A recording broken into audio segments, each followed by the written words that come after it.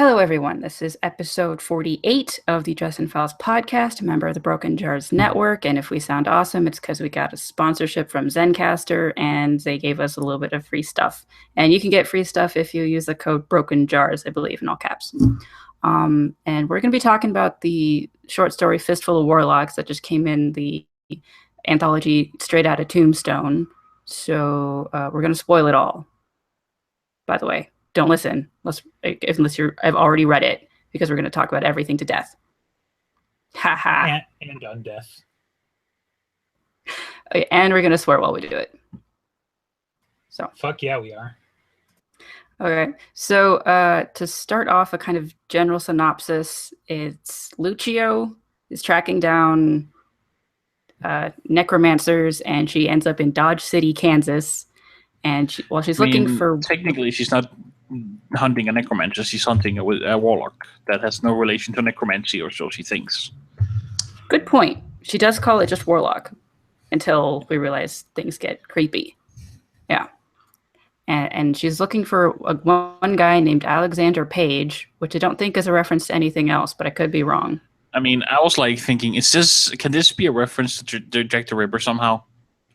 But I guess it wasn't, because I was like, there was just a murderer from London I could think of. But London has nothing to do with Kansas. No, but he was from England and ran to the US. No, that was Gravane. Gravane was the Briton. No? Well, Gravane was the Brit, but didn't she say she chased him from like England? Maybe we should get through the synopsis, since now you've already jumped ahead half the story. Yes. Okay. I don't remember her saying anything about London, but the guy in Alexander Page, I thought he was just a generic American, and hopefully it's not a reference to anything I'm not recognizing. And she tracks him down to a bar where everyone is not really comfortable and just drinking and having fun. They're all a little tense because necromancers that he's hooked up with are making everyone unhappy. And she realizes she's got 4 necromancers to deal with. And then the 5th one comes up behind her and sticks a gun. Warlock. I thought at that point she recognized necromancers. Not until the police station. Okay. Getting ahead of myself because I already knew who the bad guy was going to be. I'm pretty sure she sensed the dark energies at the poker game. So, because that was part of what distracted her, and when she was going to take a step back and try and hide and formulate a plan, she got dropped on. She definitely sensed dark energies. It's not that, but how is it? She's surprised when she hears the drums and necromancy happens. She's like, "Oh shit!" She's not like, "Oh, I saw that coming." Was that real surprise, or it was just, "Oh shit, the fight's starting"? I got the distinct impression that it was like, "Oh shit, it's necromancy." Well, continuing on with the synopsis.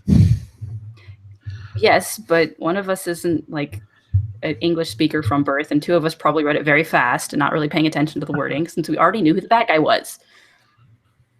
Or so we thought, because so she gets stood up, or not stood up, that's the wrong word, held up with a gun by a German guy in the bar, and knows that he's up to no good.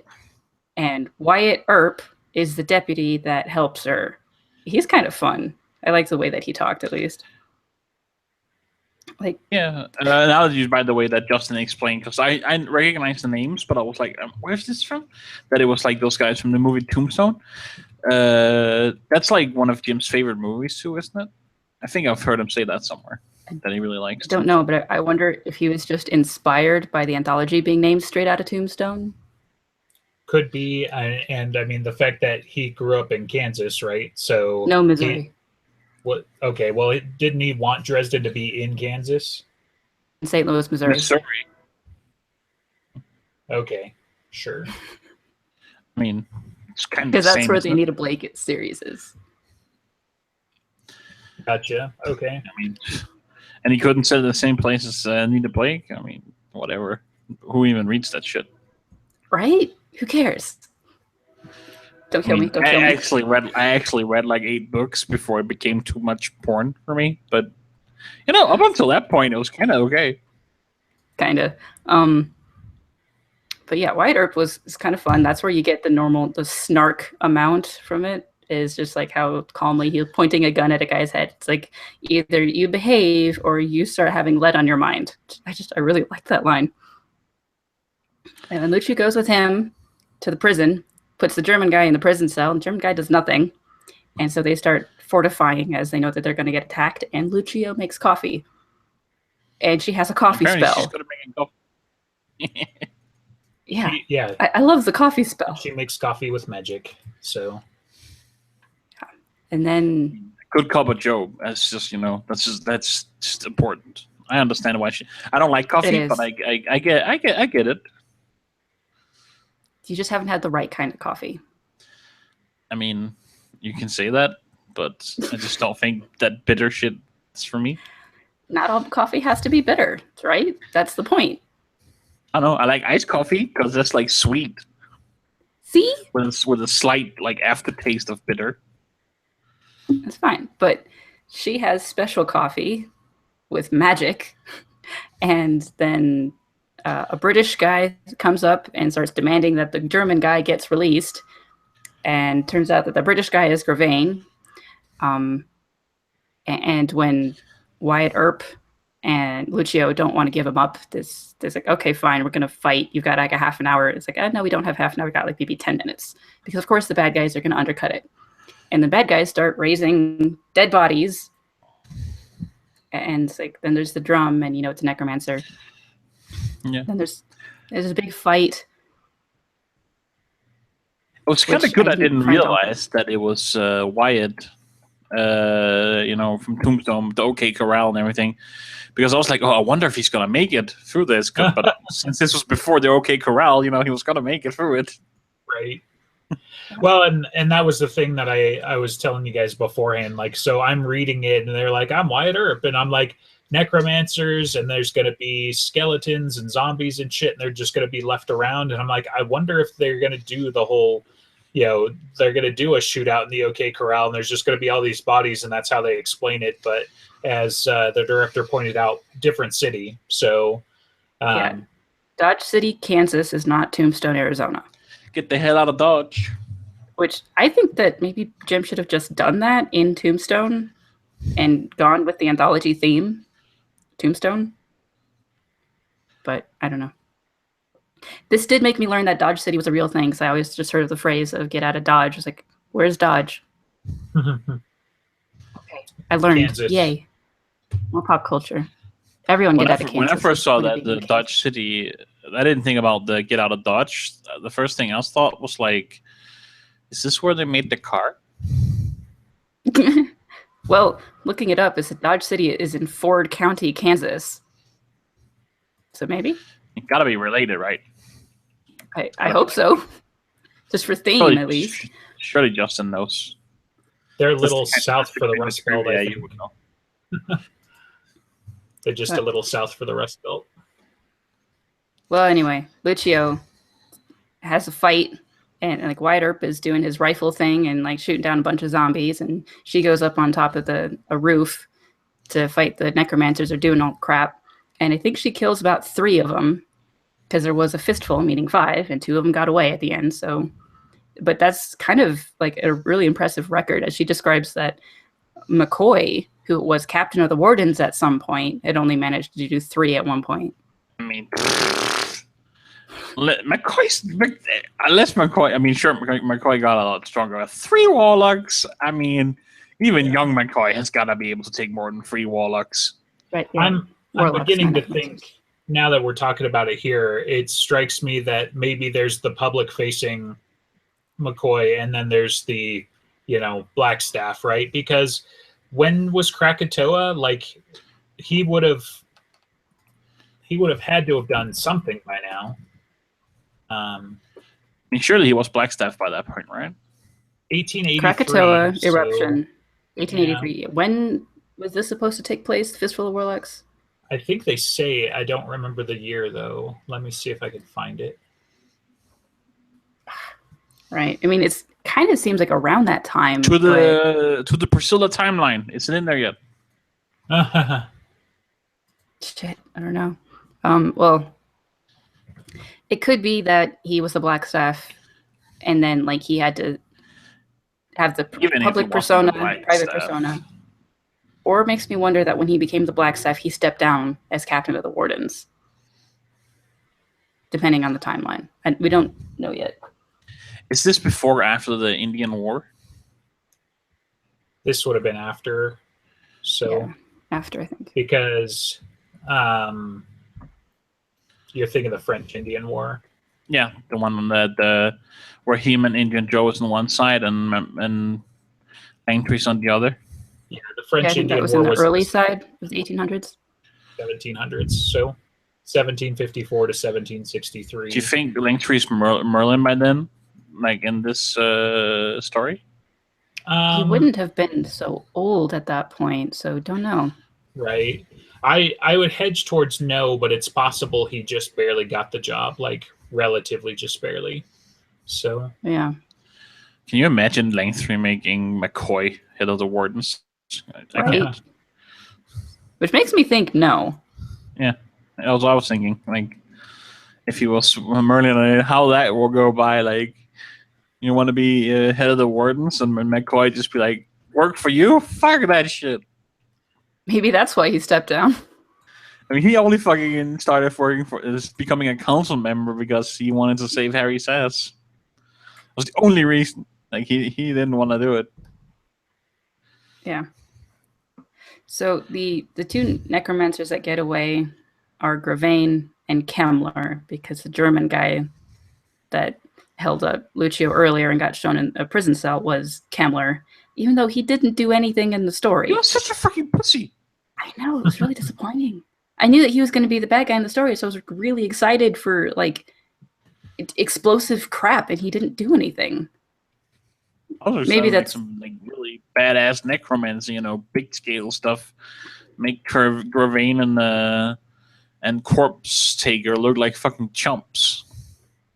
And he was just basically, he had a gun, and he was like, I got you, meow. And then, oh shit, I don't have you. And then I'm tied up. That was it.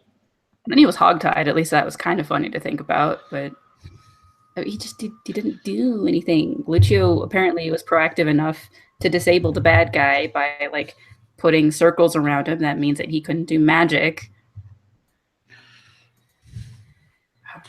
I thought it was disappointing. You guys are really, really worked up about this. Like, I was expecting a lot more. He would have squished Lucio if he had even half of his power. If he hadn't been taken out like a punk. I was expecting some squishing. Yeah. Well, Lucio had to make it, and so did Wyatt Earp. So we already know what their future stories are. So that's why maybe it should have happened at Tombstone. Yeah, then they could have been squishing. Right. And then there would have been more squishing. Okay, now I think I really just want a story with Kemmler that's actually in World War I, where we know that he was doing all sorts of bad crap. And then there's more squishing. You're never going to get it. He's done with anthologies. So he can do his own. No, he's done. He doesn't have to do it in anthology. I believe his words were, and I quote, "Fuck you." So no, like he's saying that whatever Zoo Crew 2, Electric Boogaloo, that's going to be the last one in briefcases. So yeah. Well, so he's done with briefcases, but then there's going to be there will be really no nice more short author. stories. Please, would you contribute? And he'll say yes. I'm sure he's going to do it, but right now that's the furthest thing from his mind. So talk to him in 2 more full books, because he's going to finish Peace Talks. Come talk to me in 8 years or something. Yeah, sure. Yeah. Okay. But settle down. he'll probably do one eventually. In which case, I want it to be World War I with Kemmler doing squishy stuff. Maybe we'll get that's book 19, time travel or something, right? Okay. And I was just like, Kemmler, he's got to be. He rides a dragon back in time to fight Kemmler. Done. A plot, B plot. We're good. P.S. to interject, 1876-ish. So probably the decade before Krakatoa was where they were in Dodge City, theoretically. So therefore, could be before he was the Black Staff. Right.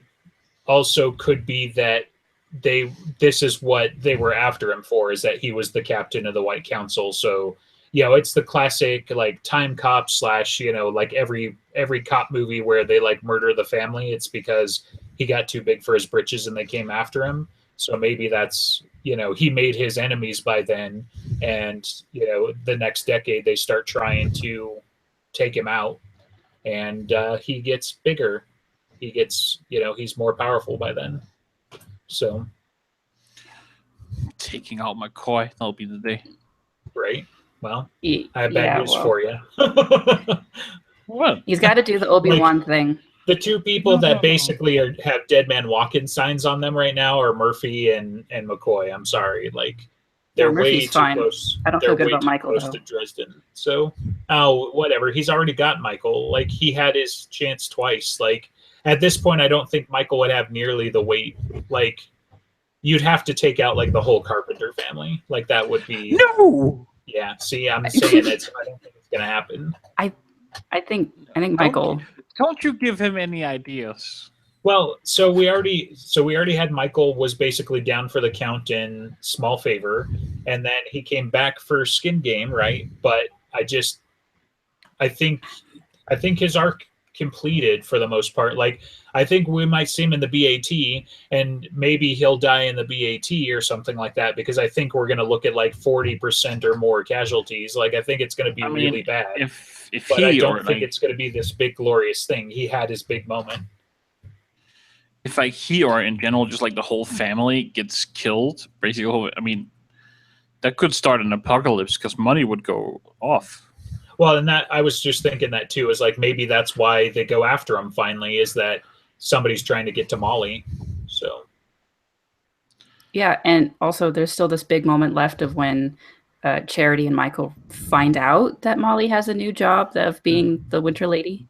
Yeah, you mean Chapter 2 of Peace Talks? So, like, God, I hope so. Come on. Chapter 1 is Thomas reveals that Justine's pregnant. Chapter 2 is Molly reveals that she's the Winter Lady. Chapter 3 is Thomas and McCoy have a kumbaya moment, because there's so many moments we've got to get in here. That it's Chapter 4 is the dragon destroying the loop of Chicago. Right. Oh God. Chapter 5 is Ice Giants. Like. There's so much, and that's probably why it's taken so long, is because he's like, fuck, I've got all of these loose ends. How do I make them a story?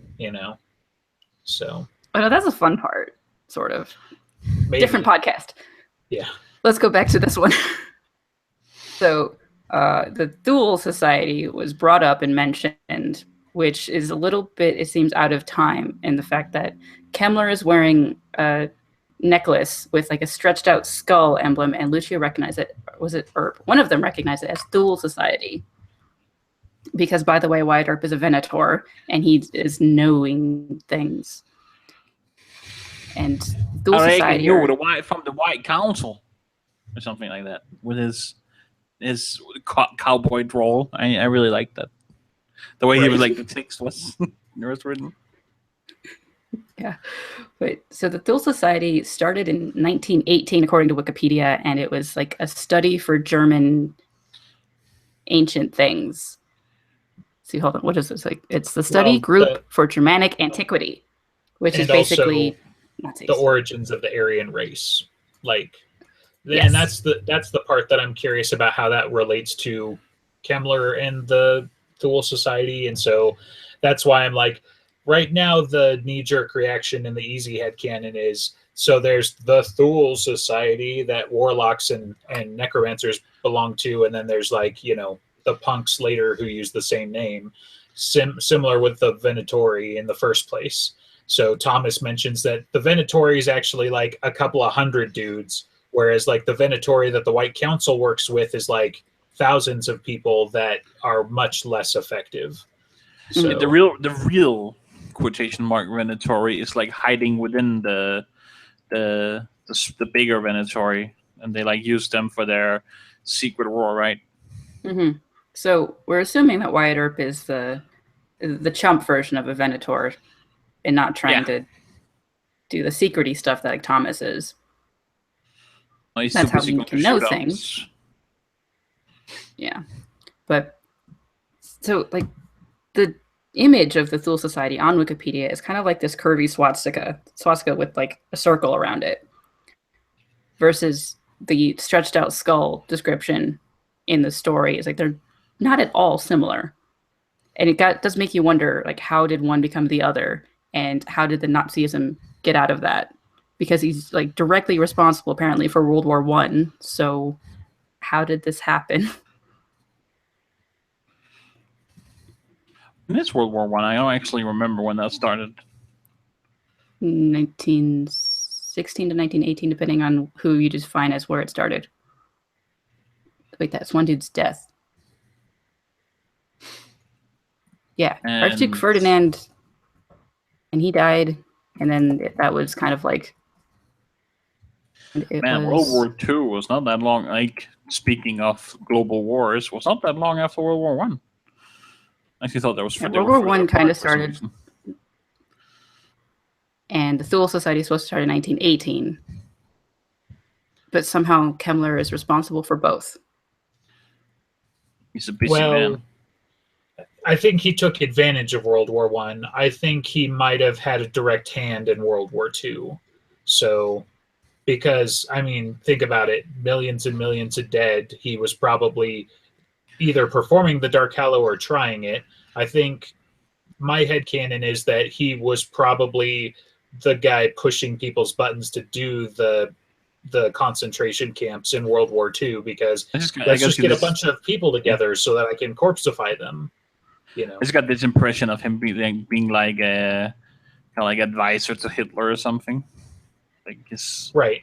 Well, and it doesn't hurt that his name is like very similar to one of the lead Germans anyway. So it's Himmler instead of Kemmler, but it's like, I don't know. It always kind of helped confuse me. And then what you were mentioning, it's actually pulled from an entirely different source. But I still can't ignore the fact that it's like he's German and involved in World War I and II, and still was running around into the 60s and stuff like that.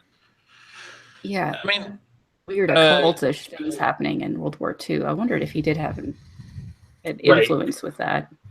Right, because it's if it happened in World War I, it wasn't as big a deal, but in World War II, it's like, a lot of modern fantasy stuff for the last 50 years is like, Hitler was running around trying to find the Spear of Destiny. Let's turn that into a thing. You know, so I was gonna say, like, there's this whole pop culture thing, and we don't know how he likes pop culture, or Jim. Right. That Hitler was like looking for occult shit. And it's not even a Jim thing. I mean, Hellboy makes references to that directly. It's just a pop culture thing, right? It's not a Jim thing.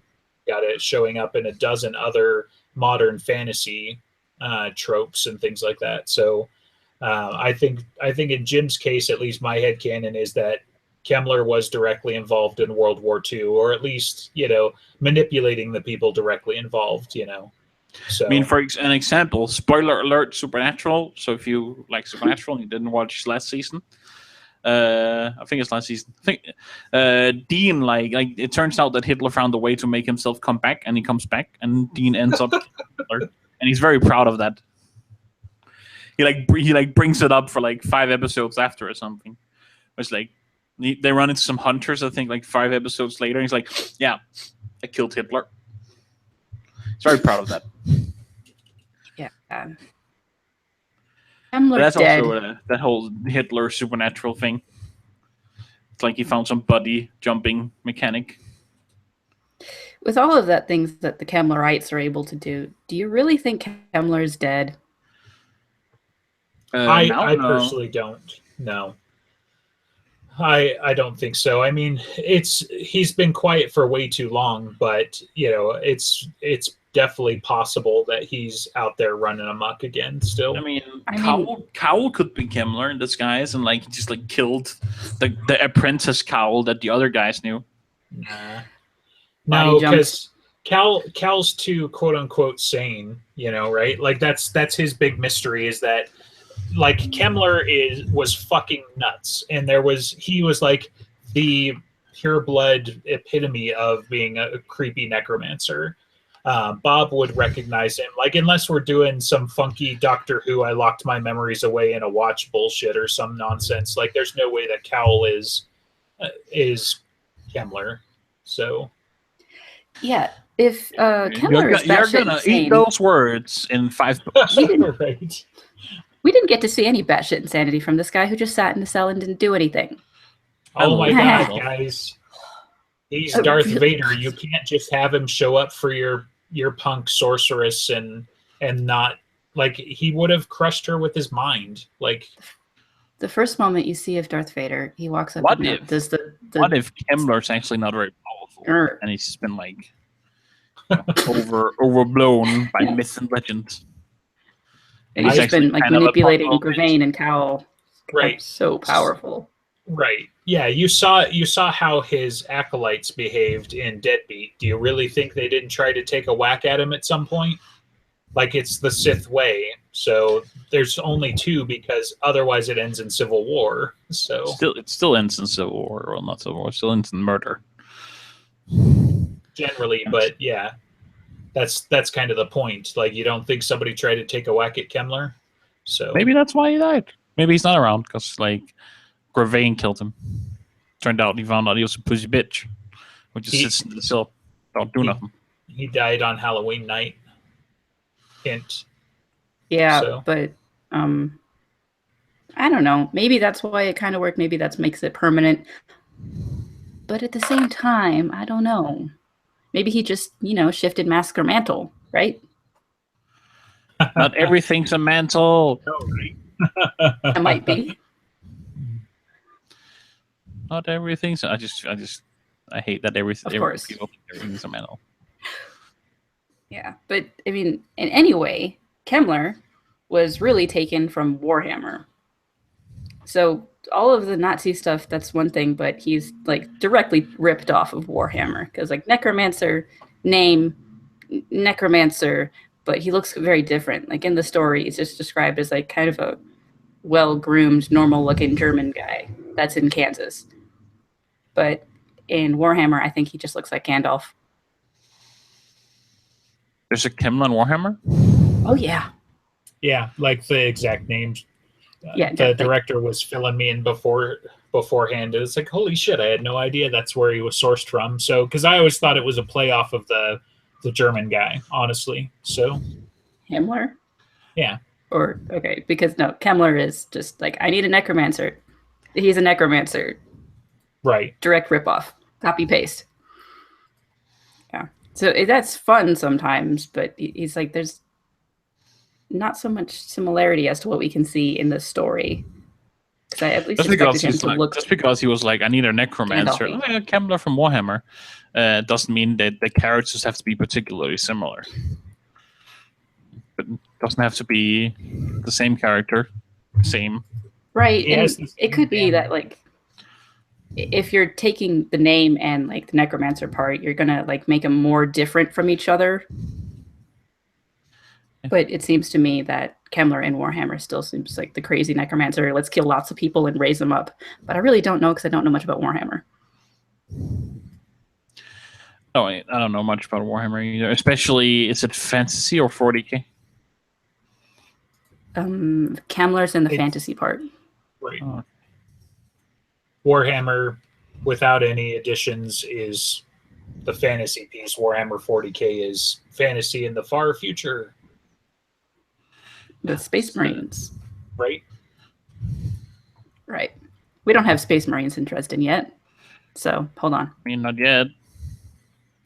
Yeah. But there's like everything in the Never Never, right? Space Marines is a little harder to find, I assume, than Never Never.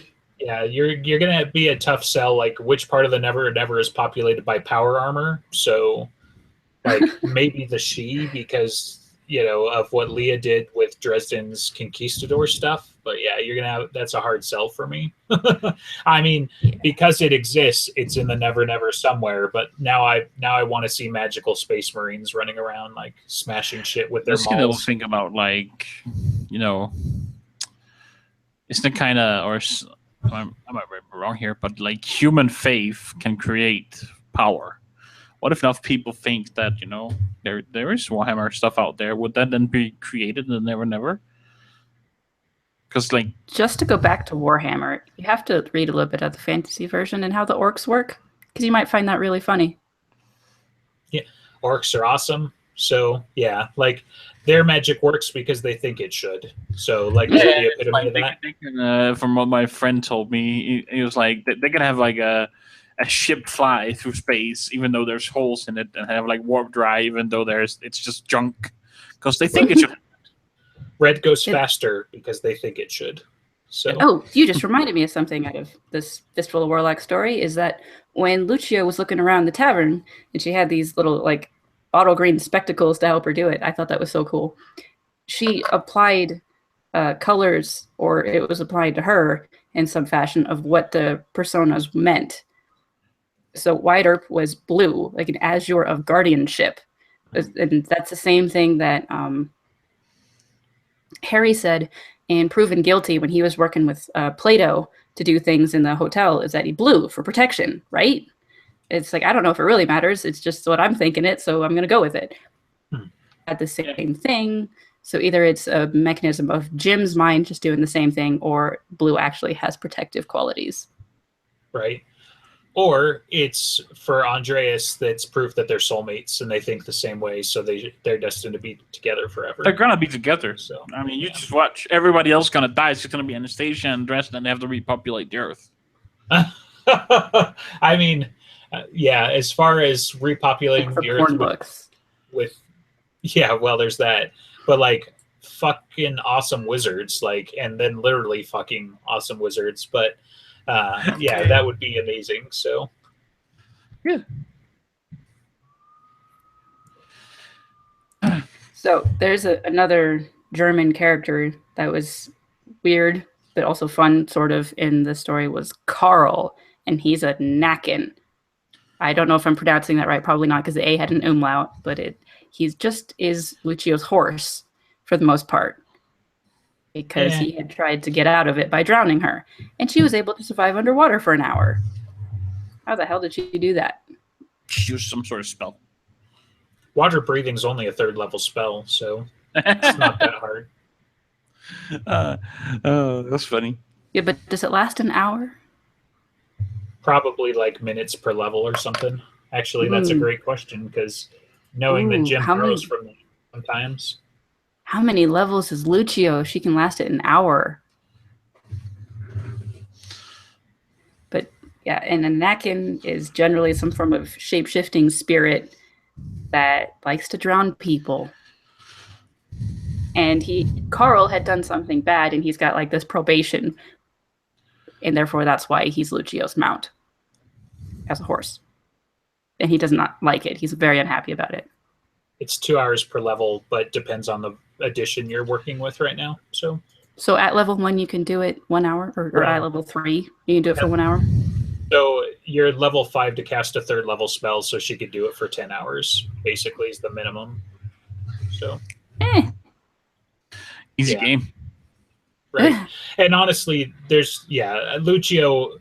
So some of the things, just to kind of reiterate, if we did mention it earlier, but it's Lucio talks about not quite being sure she'd be able to take more than maybe 2 of the Warlocks, because the captain of the Wardens could maybe take 3 at the time, and she does much better than that later, partially because of Karl's help, I would imagine, and partially because of other shenanigans, and they were distracted and whatnot, because Paige is the drummer, so he's not doing much other than drumming initially, but yeah, she's quite the badass. We didn't see her throw down actually, she didn't hardly cast any spells, right? She didn't evoke anything.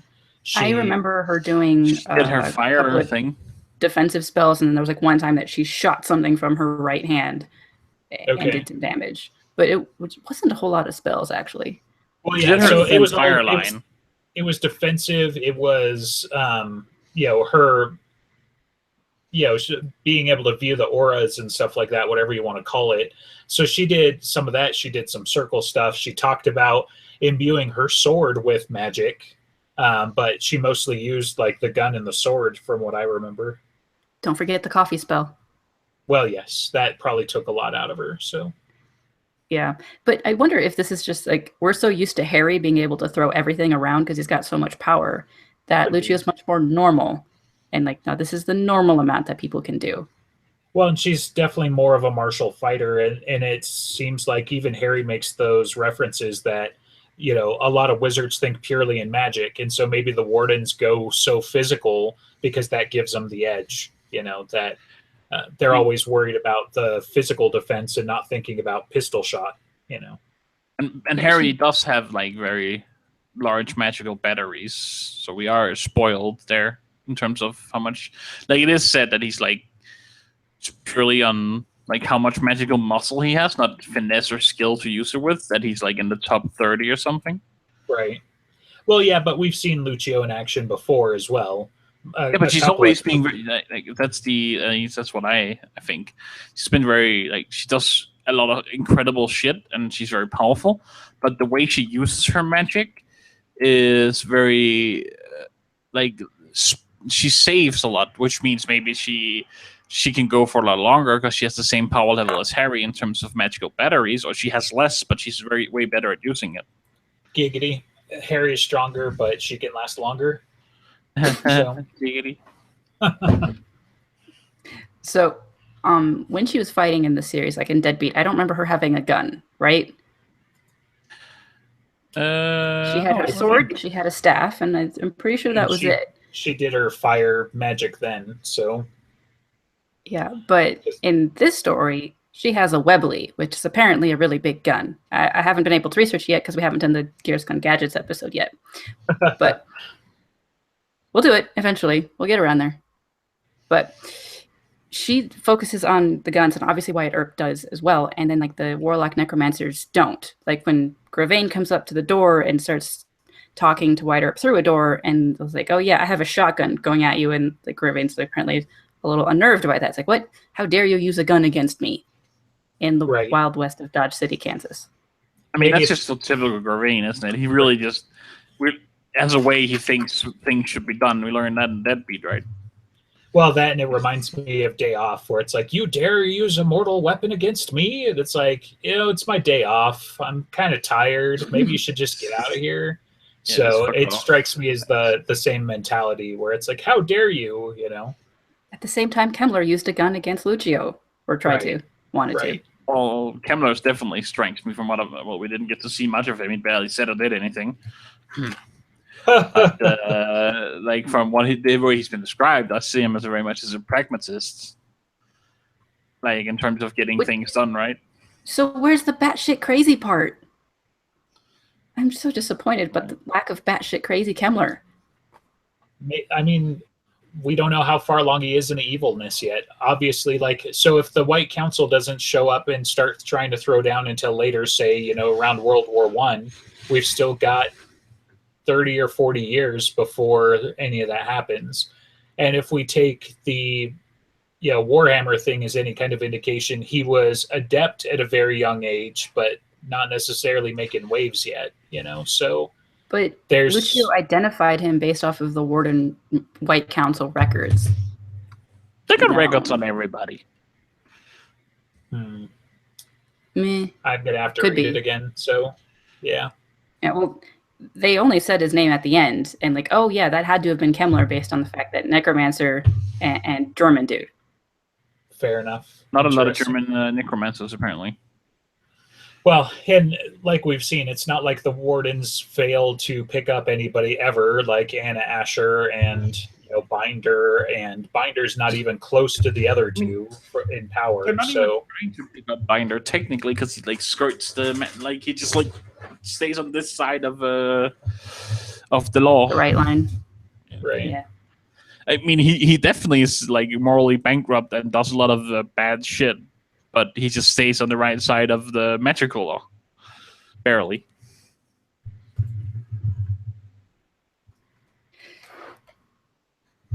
So, did you catch that we might have a direct confirmation that Lucio's bisexual? Yeah. She entertains men and women, Apparently. I kind of figured the way Laura talked to her, and I attended those parties you attended back in Italy. Right. Yeah, but like Fucking without Lara. much of a description from what Lara said, it was like, is it just a general orgy? Was there something specific about it? And still, She was totally hinting like lady on lady because she was like flirting with her. She's like, this yeah, goes this goes I know back what you to did. If you're up, English I'm up. anyway. It's like there's no, and then there's no. Like biblically, know somebody. So, like she entertained people, which, yeah, she probably played the field, both sides, that sort of thing. But Surely, yeah, I mean, he that never depends comes out on. and directly says it either. So. I mean, it depends on the males, I guess, like how set in their ways they are, and I have a hard time imagining McCoy having sex with a man, but 300, 400 years is a long time. Surely most wizards experiment. That's like that's like a thing in most literature on like pop culture or movies or whatever, where they like, if it's vampires or if it's like someone who's immortal, they're like sexually decadent because they have such a long time. So they just try a lot of shit. Well, so as she points out to Harry, she's Italian. She's not American. The whole English. puritanical view is kind of English / American and that sort of thing. Like, hey, the guy who lives in Europe, how prudish are you guys? Like, do you guys cover everything up all the time? Or no, not really. Well, we're getting more prudish actually, but like 5-10 years ago, like every woman probably didn't have a tub on the beach. Right. But people are getting more self-aware and more prudish and more ashamed of their body. Right. Well, the other thing that I'm thinking though too is she's Italian, like Roman, and how often do we hear that the Romans had brothels with little boys and everything else as well? So the Romans were like, if there's a hole, it's okay.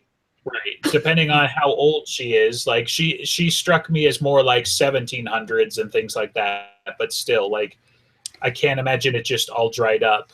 Well, and Harry always says 1800s, and it does make me wonder how old she is in this. Like, so if she was born in like the early 1800s, and she's like reaching like magical maturity, or how old does she look in general? Because what he says is that they kind of age to 50 and then stop. So apparently she was pretty cute. Yeah, and she says that she takes care of her appearance and she wears nice clothes and she was wearing a dress. Did she go fighting a bunch of necromancers in a dress? Oh, heck yeah. That's hard to believe. Can you imagine Lucio like flying up with like a dress billowing around, or like more like a skirt billowing around her with like cowboy boots and shit, and like yeehaw, and that disgusting horse. Oh, the horse that turned into a swamp monster. Yeah. Man, I need to see someone on the subreddit draw that. Get on it. Yes. Fan fiction bits on command, please. Yeah, it could happen. Listen to Andreas. He's a mod. Maybe they'll do it. I don't know. Yeah. And the dress thing is always get to me. It's like I kind of have a hard time remembering or thinking of Lucio as being in a dress. She always seems much more like pragmatic in what she's wearing, more conservative, as Harry puts her, is when she starts getting back to rights after Turncoat. It's like 200 years later, maybe she becomes more conservative. Well, she also said that she had entertained people, but that lately she started having a little patience for it. So she's already getting a little bit more conservative. Yeah, maybe. I don't know. Me neither. You guys notice anything else that was fun that we haven't talked about yet out of the story? I mean, there wasn't that much. Like I thought there would be more in the story, and I thought Kemmler would be cooler. Yeah, I gotta agree. Like we had so much more hype when we got the spoiler earlier in the year, because Jim had mentioned this in one of his Q&As by accident. So we're like, "Oh my God, Lucio!" And then we're like, "Oh my God, Kemmler!" And then it was like, there were neat things. I think expanding the universe a little bit, making the Earps, potentially like both brothers or the brothers anyway, and Doc Holliday, Venatori. I thought that was neat, stuff like that. But yeah, the climax, it was like headshots kill zombies because we got to keep with the theme. For some reason, taking a bullet in the head disrupts the spell better. So we've got Wyatt Earp just gunning down dozens of undead and things like that, and then Lucio throws down with the acolytes. But all of that seemed to take place within minutes. Yeah. So it just, at no point did I really feel that they were outmatched and that they were in any kind of danger. And so there wasn't a lot of drama. And I mean, maybe he didn't even try because, he expected everybody was going to know who the people in the story were. So Lucio's going to make it because, she's got to bang Dresden later, and Wyatt Earp's got to make it to Tombstone. So, but we didn't even see Doc Holliday, for Christ's sake. Like the whole time, it's like, he's coming, he's coming, he's coming, he's coming, he's coming, he's coming, and it's over, So I like the fairy. He was a snarky little bitch. Yeah, he was just like unhappy, and it's like, fine, I'll shut up and I'll walk. Don't get yourself stolen, Carl. Like, of course not. Right. Unhappy. Yeah, so the horse was good. Wyatt Earp was good. Stuff like that. Coffee spell. Sorry, that makes me so happy. Yeah, your grinder sucks, so I smushed it with force magic. So. Yeah. I guess I kind of wanted to know more of like other people were doing. Like, so we got McCoy as being the captain of the Wardens. So where's Morgan? Is Morgan around yet? How old is he? Maybe he's not around yet. He might be a kid. Like, he's not all that old. I thought he was like 140 or something when all of that was going down. So that would put him like 10-ish, like it may be in his teens now. So he's probably an apprentice right now. Well, he had to be capable enough of getting a shaganasty blasted by a nuclear bomb test. But in the 60s, right? Yeah, 50s, 60s, around that time. Right. And then it's like, so he had to have been capable of that. Sure. But furthermore, though, isn't he Lucio's apprentice? Yes. So, yeah, like, I guess maybe she left him home because it's too dangerous, or she hasn't identified him yet, or, picked him up. But yeah, I think he's around. I think he's just young. So, I mean, like, also I wonder, like, how early do they pick up the apprentices? Are they like Jedis and they take them at like 5 years old or something? Or how do they identify them at all? And how early do they have to catch them? One more information. Powers not usually manifest to like teens or something? But then there's, of course, you might be able to tell that the magical person who had a baby might have a magical baby. Yeah, right. Watch them or whatever. Watch for mom. Or if they're already in the community, maybe they contact on their own. Don't know. Yeah, and I guess I wanted some more like hints of what other people were doing at the time. Like, we don't know who the Merlin was. We can only guess as to whether Langtree was the Merlin or not. I mean, we don't even know how currently in like active day, modern day, they find magical potential people. Like, we don't really know how they do it. So, I mean, at best, it seems that like a kid starts getting into occultish stuff because he realizes he's got something weird going on and hooks up to someone who will actually teach him, or they'll send him forward to the White Council.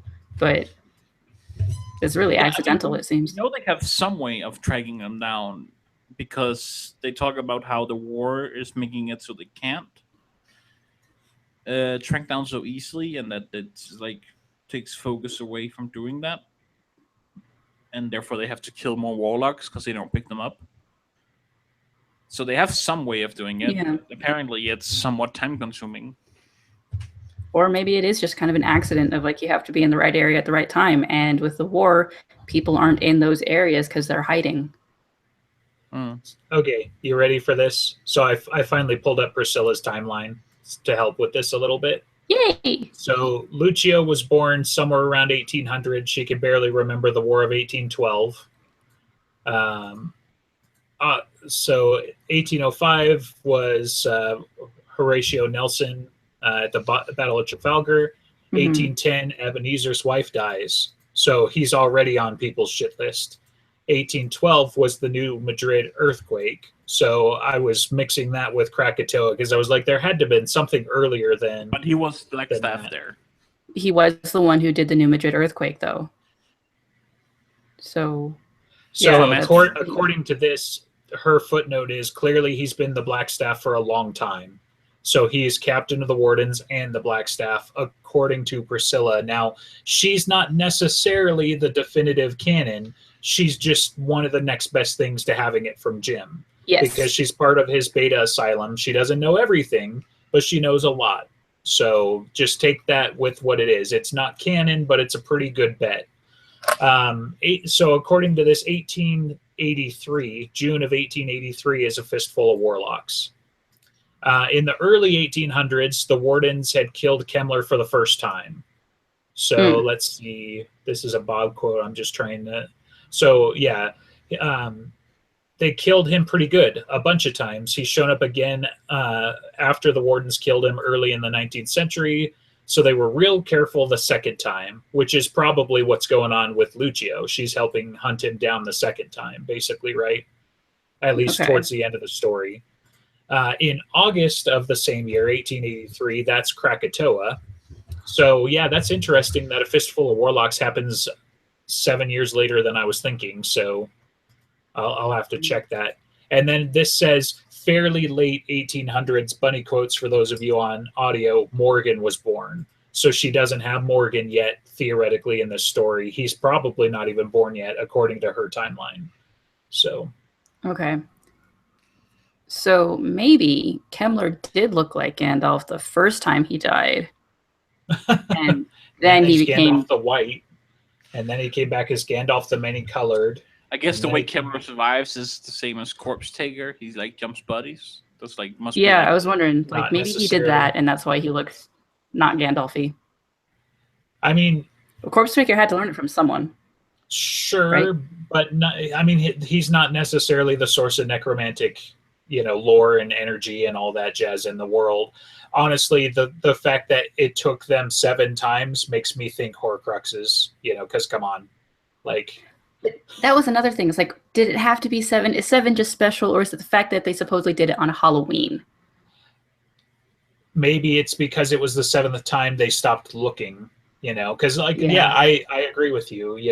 It seems like on Halloween there was either some ritual or he did actually finally become immortal, or maybe they suspected he was immortal, so they finally killed him on Halloween. So between the confluence of 7 times and killed him on Halloween, that they assumed they got him this time. What you saying, Andreas?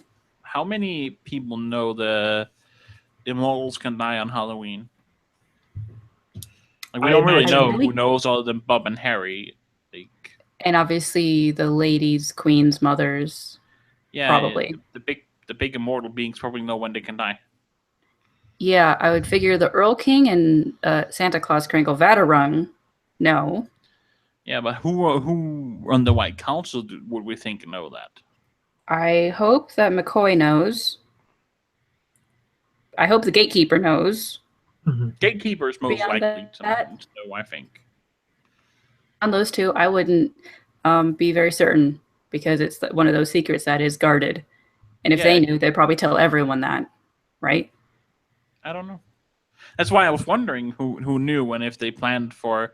And then in that case, like how did they explain to the troops we gotta wait till Halloween to go hit Kemmler up? Well, I don't know if he's trying to do the Dark Hallow thing on Halloween, so it's literally you go up and bump his elbow. It's that kind of explanation that could work. Could, but it's Kemmler, like the guy who orchestrated millions of deaths in World War II, at least in my mind. He's probably not sitting around like a punk waiting for you to come jostle his elbow. Now, his apprentices were just trying to do it quick and dirty, I think. They were trying to beat each other, and they weren't working together. But Gravane imagine if they worked together, if they were just like, okay, you can have it, whatever. Like if they did, they wouldn't. But if they did, there would have been no how were they going to stop them? Right, but who are you going to pick? Who gets to be the Dark God? I didn't mean who gets to be the Dark God, and because that's why obviously they weren't going to work together. Just that if they did, If they did work together and not backstab each other, they wouldn't be bad guys. Right. What I mean is just that if they, like, say, had a guy like Kemmler, who they are more scared of than they are ambitious, like, then imagine how you were going to stop them. Because how would you going to stop them if you had Corpse Taker, Cowl, and Gravane standing in your way while Kemmler's doing the Dark Hallow? Right, and that's kind of the idea. Like, dozens of wardens died each time, right? So there's presumably hordes of undead. There's the apprentices are running around causing shenanigans. Like, the White Council showed up in force. I'm pretty sure they mentioned that. It was either the last time or it was the time in World War II. It's like, well, how many wardens did they send? No, you don't understand. The White Council. Like, the whole thing. Not just the warden. Every wizard they could muster. Right. Does it mention where that happened? Because, so it's Halloween 1961, but where did that fiasco happen? It was in the 60s. When did Chernobyl blow up? Ooh. So I already started looking through what happened on Halloween of 1961, and there's not anything that I can find. So damn it. This timeline just says Kemmler is killed again. Justin DeMorn acquires Bob the Skull from the smoldering ruins of his lab. So I don't know that they've actually said a where. So the travel of Bob from Kemmler to DeMorn, that name, is always a little weird. And the fact that DeMorn kind of got outsidered is always kind of an unusual thing. So was Justin DeMorn a Kemmlerite essentially at that time, or did he kind of get weirded out with having acquired the thing that knows what Kemmler did? He was a warden, right? He was like one of the main wardens, is what my understanding is. So that's doesn't part mean he of was why. a good guy. True, but it's hard to hide that kind of dark magic if you run around with wizards all the time. Well, we also run into the whole like Lucio outs Gravane as White Council, however you feel about her doing that. So yeah, DeMorn is probably shady, but I don't think he's Kemmlerite. I'm not even sure that Bob contributed to twisting him, just because Bob takes on the personality of his owner, not the other way around. Like, but if DeMorn knew, okay, this thing was owned by Kemmler, it's going to be Kemmler-ish, like what he expects something like that to be from Kemmler to be like. Possibly, but it doesn't seem like that affected Harry so much. Speaking of Gravane being White Council, do we think Gravane is actually White Council, or more that Lucio's understanding of his power level meant that he had to be White Council, but really he was just trained by Kemmler, and he is White Council level? He's White Council level at least, but there's no real confirmation that he's from the White Council, more than just like, of course, everyone who's as powerful is part of the White Council, right? Yeah, that's what I kind of got the impression of, that she assumes that anyone with that power level would be in the White Council. And yeah, at the same time, it does kind of harken back to me what Callan Kamori said in Deadbeat, that the White Council is rotting from the inside, and if DeMorn was Kemmler-ish leaning and stole Bob, maybe there's more black magic going on in the White Council. Well, and Elaine is White Council power, but she's not White Council, right? She was never even trained officially White Council. She was trained by a member of the White Council. So, and they've said similar things in her case, is that she's on that power level, and Dresden knows it, but Ramirez not quite so much, or is slow on the pickup because she throws the tests. So I'm kind of irked now that I think about it, annoyed that I know he wrote this years later, and therefore he didn't think about it because there wasn't even an idea in his mind. But there's like no reference like, oh, it's you with Lucio and Gravane, because they fought at least there, and she chased him down and probably fought him again. Lucio, did she ever like come face to face with Gravane? Yeah, like on the rooftop. I thought she was fighting the Corpse Taker in Deadbeat. Yeah. In the Corpse Taker, sure and she sees the corpse, like she's Gravane. They see each other at some point. Like, I don't think so. I think like she gets like stabbed by corpse switching body, and then maybe like Gravaine's like helpers got eaten, but Gravaine himself was over with Cal. Maybe Jim just outsmarted me again. Outplayed. Yeah, he was smart enough to check like which logical inconsistency do we have to like avoid right here. Did they never really see each other? I don't think so.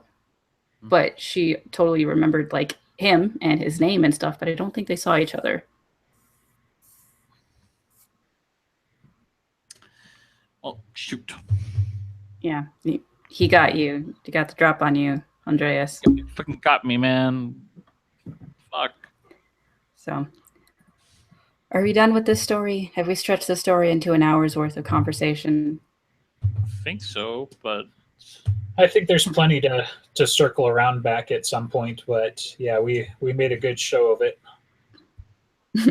So, I mean, for further... The story itself was not as long as I thought it was going to be. Compared to some of the other short stories, who's like I just read it this time, but like the others I listened to, and like they were all mostly an hour or so. This one took me 10 minutes to read, I think, or something. Oh, wow. Yeah, I kind of rushed through it this morning too, so it wasn't very long. But for any more short stories, we just have to wait for Briefcases to come out and the Electric Boogaloo. I'll call it that until we know what the title is. Zoo Crew 2, man. So since they're already talking about having a few Warlocks more, is what they're calling the sequel to Fistful of Warlocks. So, ooh. Yeah. It's not official. Like I said, his official answer is fuck you. He's not writing any more damn short stories. So he's got too many people clamoring over peace talks, which we are desperately waiting for. But right. Briefcases will be nice as a Christmas present, right? I'll have it by then, right? Yes. At least by my birthday. Let's say that. So March. So. But that's next year. I know. I got bad news for you, kids. It's been a while, and it's going to be a little bit more. So, at least I mean, he already turned it in. He says 6+ months. So that's possibly Christmas. Trust me, I'm sure he wants it out by Christmas so that people will stop being like, but please, can I have some more? So, please, sir, may I have another? No, you can go also, fuck yourself. Oh, then everyone is going to buy it for everyone else as a Christmas stocking present. Right. Can you imagine if we do Secret Santa again and the books just come out? It's like everybody's just talks and broken cards. Just except for J-Ray, because he doesn't coordinate care. With your significant others. Right. So, well, speaking of broken jars, plug our shit because I don't like to do it. So we got High Fantasy. We've got Dangerous to Go Alone. So was a High Fantasy the one doing the Robo-Apocalypse? Yeah, we did that. Robo-Apocalypse guy is a new book of A Clockwork Dynasty, and it came out on August 1st, and so that's also when the episode came out, and we spoiled a lot of the book. Right. But it was fun. That's what I wanted to clarify, because last episode we talked about it was coming, and then now it's officially out, so definitely go check that out. I'm excited. I should go listen to the episode. Read the book first. Okay, fair enough. Because I asked some very pointed, like, plot spoiling things about it. It's like, please tell me this question answered now. Thank you. Right. All right. Sounds good. I will go look it up. Did he answer you? Mm-hmm. It was the benefit of having the author on my podcast. I mean, we had the author on this podcast, and he just jerked us around for an hour. We got some answers. We got some good stuff. We got some answers. Yeah. Like anything, like, so this may be. I'm not gonna tell you. Right. That's he only did that like 2 or 3 times. Right. All right. So we've got High Fantasy, Dangerous to Go Alone, Great Scott, The Long Haul.